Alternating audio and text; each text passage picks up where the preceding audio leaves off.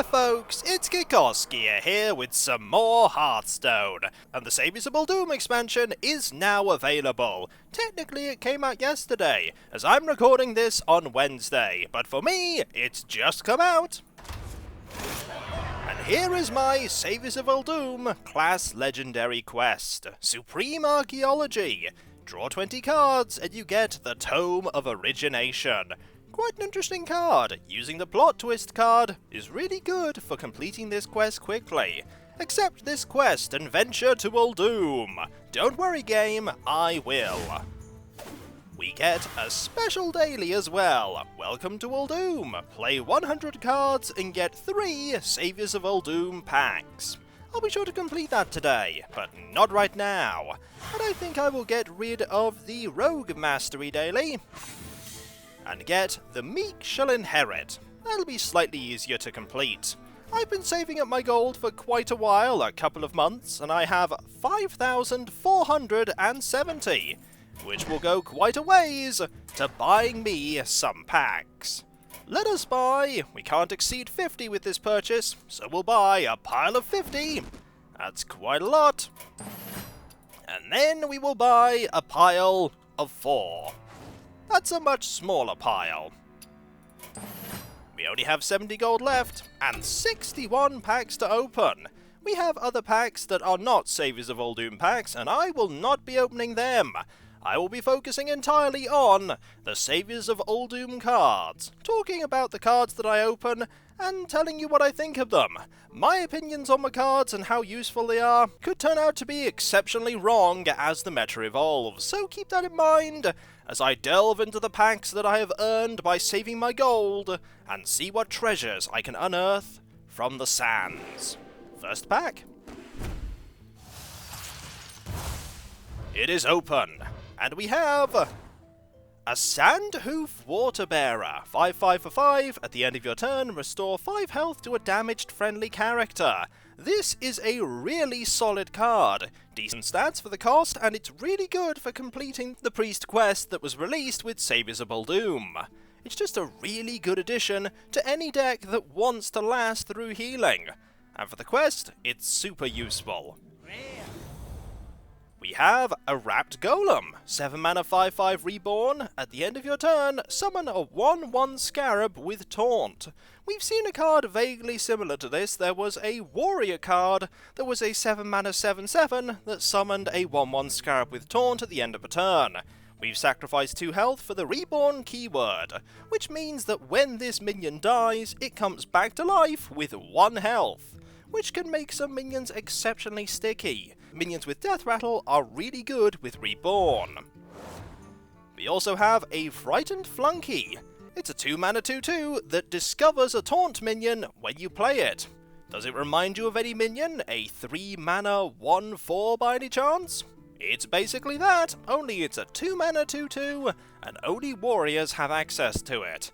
And considering the fact that warriors have a taunt theme with this expansion, it's a really good card for them to use. There are just some really good taunt minions that they can discover.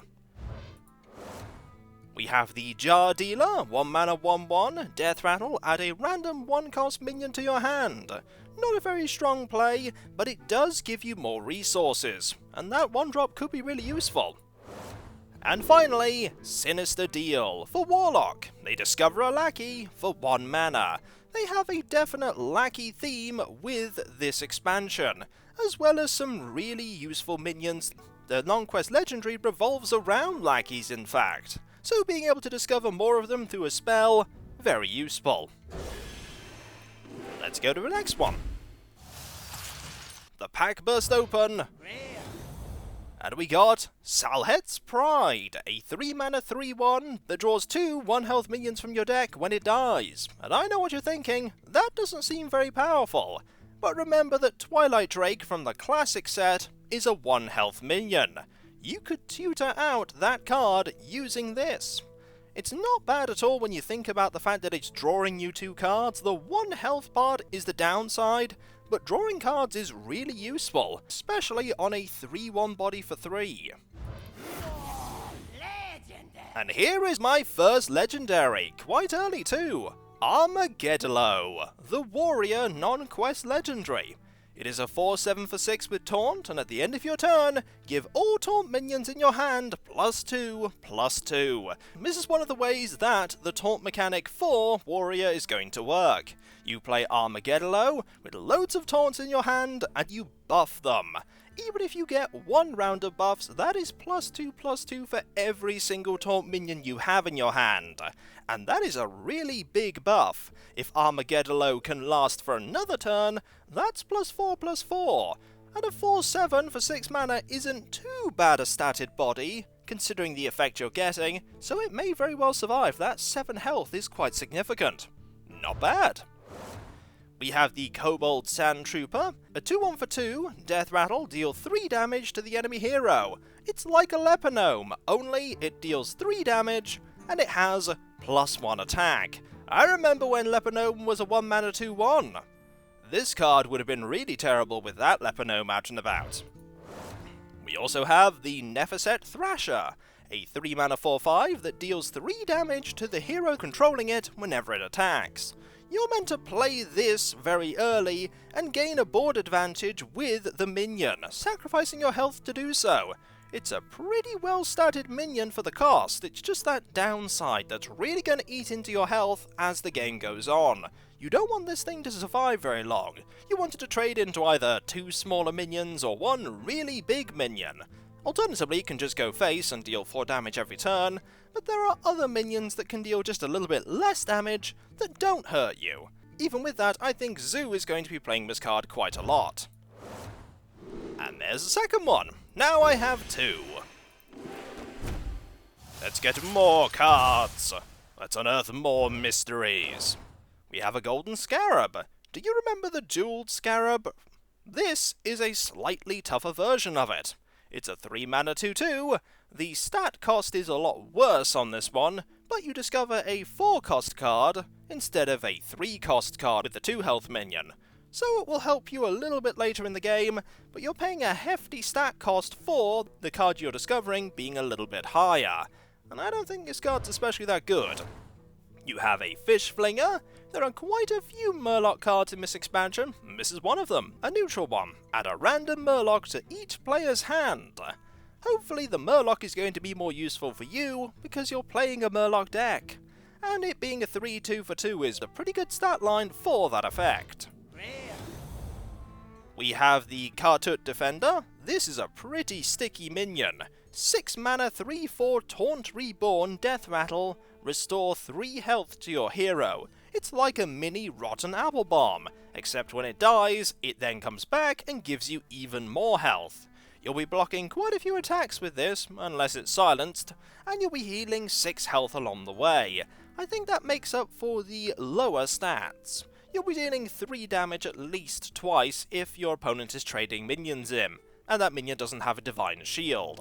I see this getting played quite a bit to stop very aggressive decks. The only downside to that, it's 6 mana. It's not coming out very quickly. Another Golden Scarab. And an Oasis Surger. A 5 mana 3/3 with Rush, choose one, gain +2/+2, or summon a copy of this minion. This is a pretty versatile card. It can either be a 5 mana 5/5 with Rush, or 2 3/3s with Rush. But if you have the Druid quest completed, this becomes a monstrous card. It becomes 2 5/5s with Rush for 5 mana, and that is just absurd. The condition, of course, is that you need to have that quest completed, but it's not too difficult to do, especially if you go second. The coin having an advantage, beyond you just getting 1 mana? It is a thing now. We have a Faceless Lurker, a 3/3 for 5 with Taunt that doubles its health when it's played. You want to buff the health of this card before you play it. An ideal one for Warrior. We have a Restless Mummy, a 3/2 for 4 with Rush and Reborn. Think of this as a Warrior's multi-shot, but it has some caveats. It has to obey the rules of Taunt, unlike multi-shot, which doesn't. But otherwise it's a really versatile minion that can either deal 3 damage to 2 minions or 6 damage to 1. and it having Reborn really makes up for the reduced stat cost. Even if you use it to trade into one minion, kill that minion, and then your minion dies, you still have a 3-1 on the board. And that's a threat that your opponent has to pay attention to. Don't forget that you can also heal the missing health back. So if you have a high health Reborn minion, you can get it back up to full health before you can say, Earthen Ring Farseer. We have another Salhet's Pride.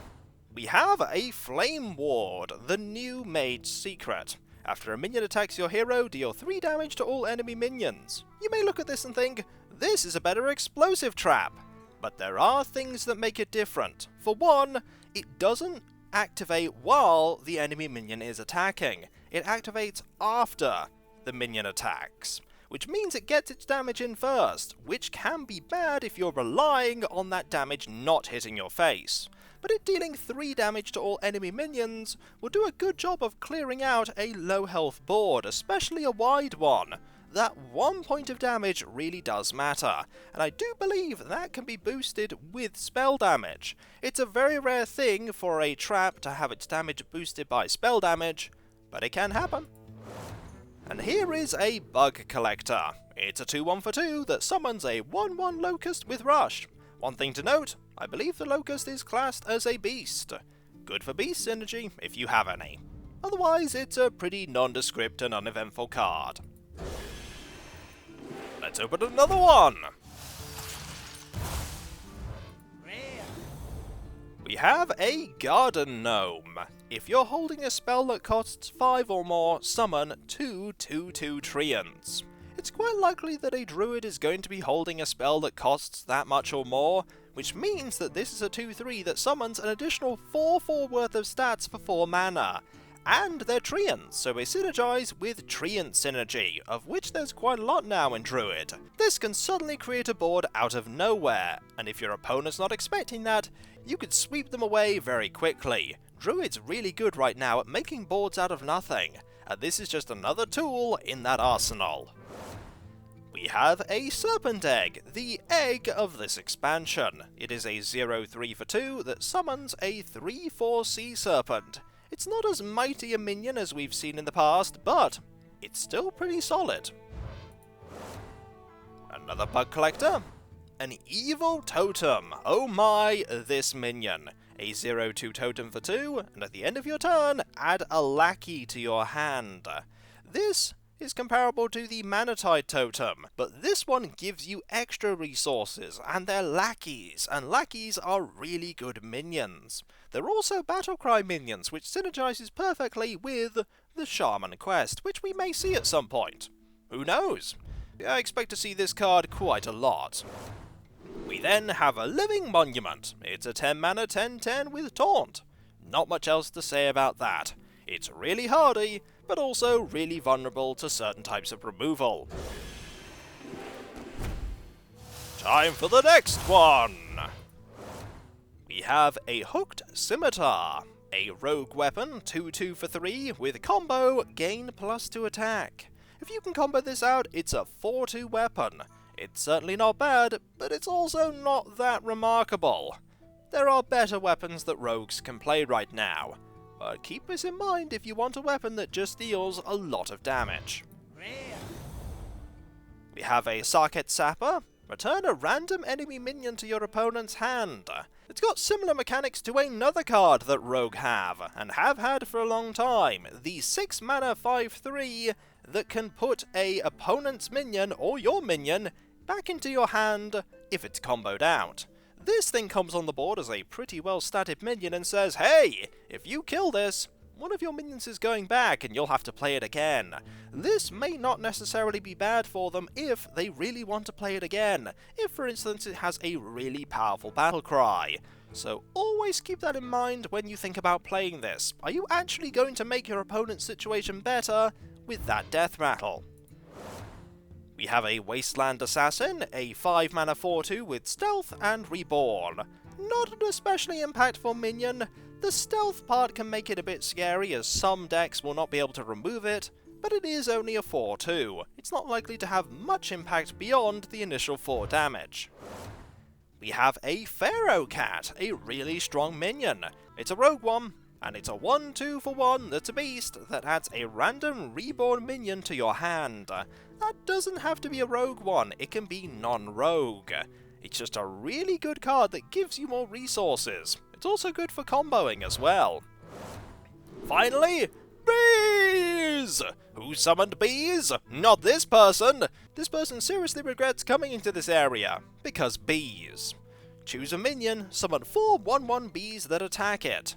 It will summon 4 bees if it can, and if the bees survive because the minion dies, you get to keep them. This is a really versatile spell that ignores taunt. If there's a taunt minion in the way, the bees just fly right past it and attack the minion of your choice. This is not something that will attack the hero. If it attacked the hero, it would be extremely powerful, far too powerful. I expect to see bees quite a lot in the future, especially in a token druid deck. Time for the next one! We're not going to see another legendary for a while, I imagine, but I could be lucky.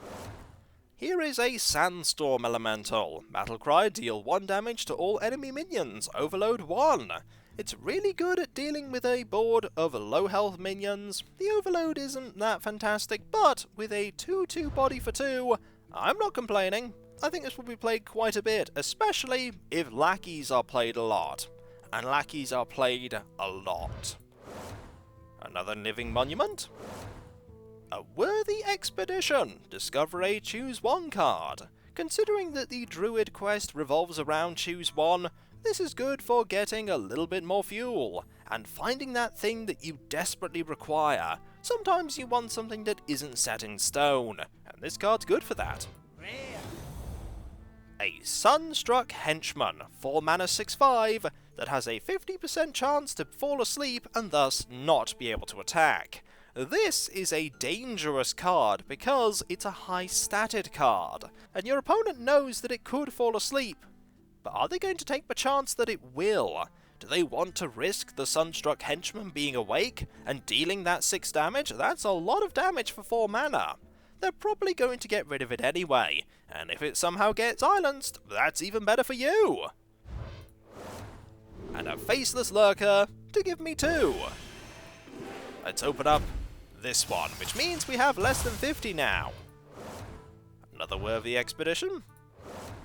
Another Faceless Lurker. Another Kobold Sand Trooper. A Brazen Zealot. 1 mana 2/1, that whenever you summon a minion, this gains +1 attack.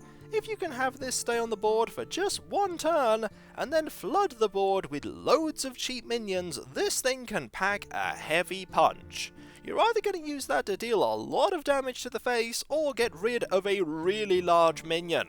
You could potentially get rid of an 8/8 giant if you manage to get enough minions on the board, but you'd need a lot of minions. And note that it says whenever you summon a minion, so you can play cards that play more as a battle cry, and get even more attack.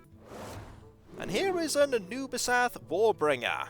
This is a big minion. 9 mana 9/6, Death Rattle, give all minions in your hand +3/+3. It is monstrously slow though.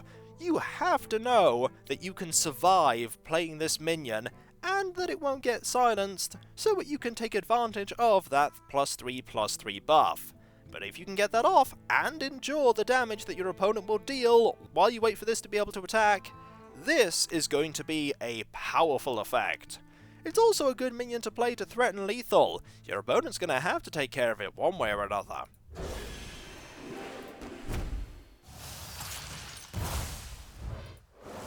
We have a Sand Wasp Queen that adds 2 2/1 Sand Wasps to your hand. Did someone say 1 health minions? Paladin has quite a theme for that in this expansion.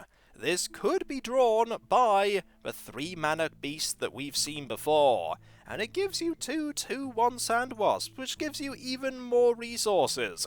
Resources that can buff that Zealot. Not bad if you just want loads of cheap minions to play. We have a Pit Crocolisk. It is a 8 mana 5/6 that deals 5 damage. That's a beast. It's a pretty hefty amount of damage it deals up front. Pays for it with the reduced stats though. That 5 damage could be useful though. it could just be the thing that secures you the win. And it's neutral, so everyone can play it. We have a Clever Disguise. 2 mana, add 2 random spells from another class to your hand.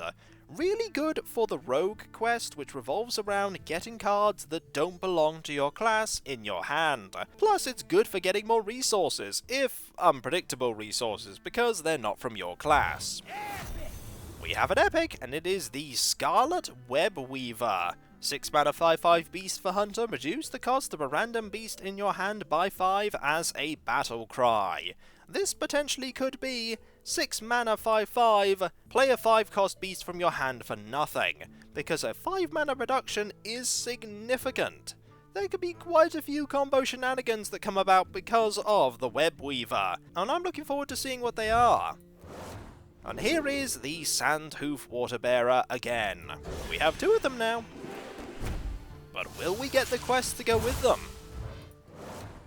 This is a Hunter's Pack, a really versatile 3 mana Hunter spell. It adds a random Hunter beast, secret, and weapon to your hand.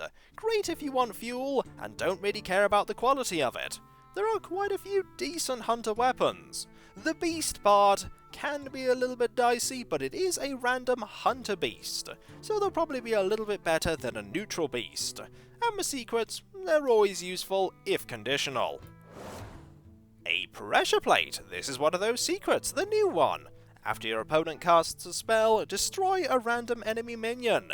Did your opponent just play Conjurer's Calling on a giant? Well, one of those giants is gone, if those are the only minions on the board. If there are loads of minions on the board though, this might not be great. You don't want this to hit a mirror image.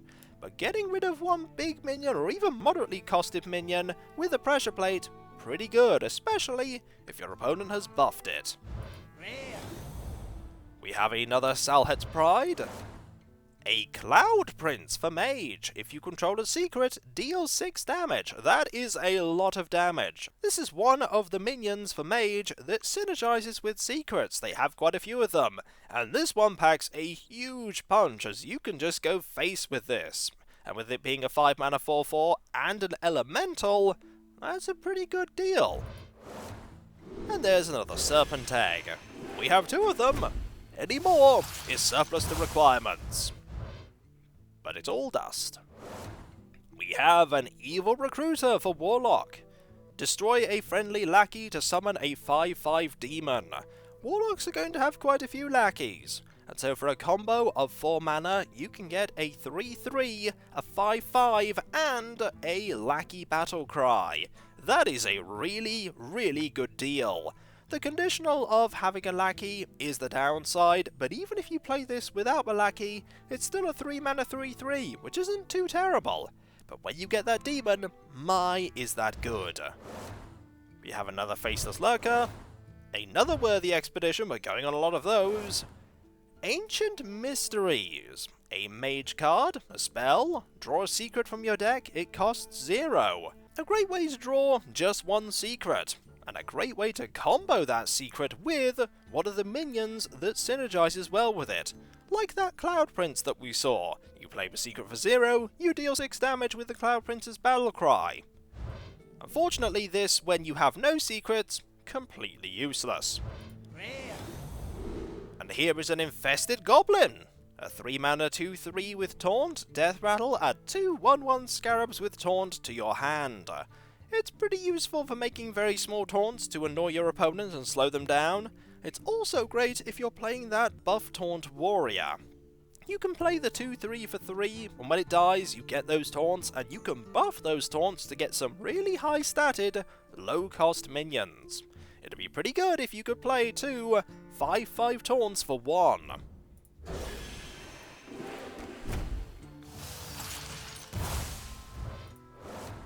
We have a Wasteland Scorpion. It is a 7 mana 3/9 with Poisonous. Not much to say about that, except it's a pretty high health minion. Chances are it's going to survive hitting at least one thing. Another Fish Flinger. An Injured Tol'vir. 2 mana 2/6 with Taunt, Battle Cry, it deals 3 damage to itself. This is something that you want to heal up or cheat out. It's also something you want to resurrect, which makes it a really good choice for Priest, and specifically, Quest Priest. Pharaoh's Blessing for Paladin. Give a minion +4/+4, Divine Shield, and Taunt. It's like Blessing of Kings, only it's 2 mana more expensive, and you have Divine Shield and Taunt. Not very good when you compare it to a certain buff card in the past that would give a minion +2/+6, and then give them a Stegodon when the minion died as a death rattle.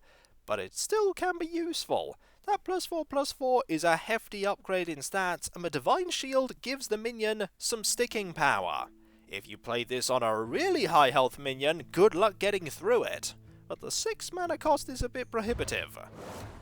And there is another Restless Mummy. I'm glad I have 2 of them. Here is an Arcane Flak Mage, the other minion that I can think of off the top of my head for Mage that synergizes with secrets.